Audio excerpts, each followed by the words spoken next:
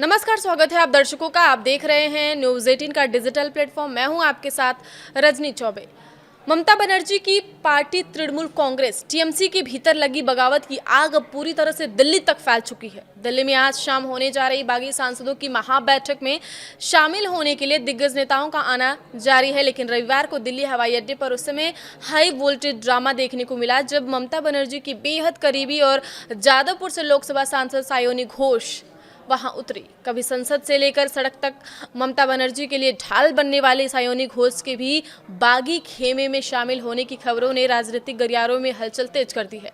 Delhi airport पर जैसे ही पत्रकारों ने सायोनी घोष को घेरा, माहौल बेहद तनावपूर्ण हो गया। पत्रकारों ने उनसे उनके ही एक पुराने और बेहद चर्चित बयान को लेकर सीधा सवाल दाग दिया। पत्रकारों ने सायोनी से पूछा, आपने तो कुछ ही समय पहले संसद में दहाड़ते हुए कहा था कि मैं चड्ढा नहीं जो चड्ढी बन जाऊं। फिर आज आप ममता बनर्जी और टीएमसी का साथ छोड़कर बागी गुट के साथ क्यों खड़ी हैं? चड्ढा नहीं हूं जो चड्ढी बन जाओ।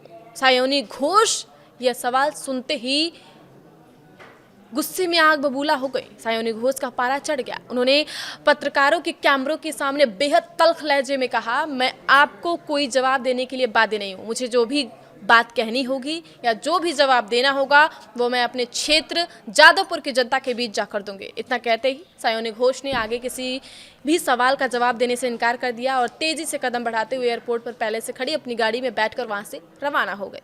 उनके इस रुख ने साफ कर दिया है कि वे अब ममता बनर्जी के नेतृत्व से पूरी तरह दूरी बना चुकी हैं। अभिनेत्री से नेता बनी सायोनी घोष हमेशा से अपने तीखे तेवरों और विवादित बयानों के लिए जानी जाती रही है। राजनीति में आने के बाद ममता बनर्जी ने उन्हें टीएमसी युवा विंग का अध्यक्ष बनाया था। साथ ही साल 2024 के लोकसभा चुनाव में उन्होंने जादवपुर जैसे वीआईपी सीट से टिकट दिया, जहां से जीतकर वह संसद तक पहुंच चुकी। सायोनी घोष का विवादों से पुराना नाता रहा है। साल 2015 में उनके ट्विटर अकाउंट से एक बेहद विवादित ग्राफिक पोस्ट किया गया था जिसमें एक बिल्ली को शिवलिंग पर कॉन्डोम पहनाते हुए दिखाया गया था। हालांकि सायोनी ने यह दावा किया था उनका अकाउंट हैक हो गया था, लेकिन इस घटना के बाद से ही वे दक्षिणपंथी विचारकों के निशाने पर आ गए। इसके अलावा उनके कुछ पुराने बयानों और दौरों के कारण सोशल मीडिया पर उन्हें काबा गर्ल्स कहकर भी ट्रोल किया जाता रहा है।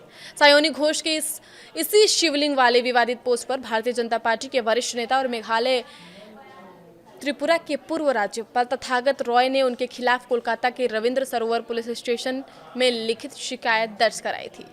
तब रॉय ने साल 2021 में कहा था कि सायोनी घोष ने हिंदुओं की आस्था का क्रूर मजाक उड़ाया है। इंटरनेट मीडिया पर इस तस्वीर की गंदी तस्वीरें पोस्ट करके उन्होंने धारा 295A के तहत संज्ञेय अपराध किया है। वो खुद को धर्मनिरपेक्ष दिखावे के चक्कर में सनातन संस्कृति का अपमान कर रही हैं। तथागत रॉय और सायोनी घोष के बीच का यह विवाद बंगाल चुनाव के दौरान बेहद गरमाया था और आज जब सायोनी खुद टीएमसी के खिलाफ बगावत का बिगुल फूंक चुके हैं तो उनके ये सारे पुराने विवाद एक बार फिर उनके सामने आकर खड़े हो चुके हैं।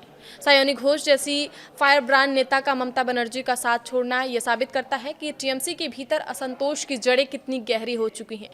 संसद के भीतर विपक्ष पर चड्ढी वाले बयान से हमला करने वाली सायोनी अब खुद अपनी ही पार्टी के खिलाफ दिल्ली में व्यूह रचना कर रही हैं। आज शाम की बैठक के बाद यह साफ हो जाएगा कि क्या सायोनी घोष भी अपने सांसदीय दांव पर लगाकर किसी नए दल में विलय के लिए तैयार हैं। आगे की खबरों के लिए आप बने रहिए न्यूज़ 18 के साथ। धन्यवाद।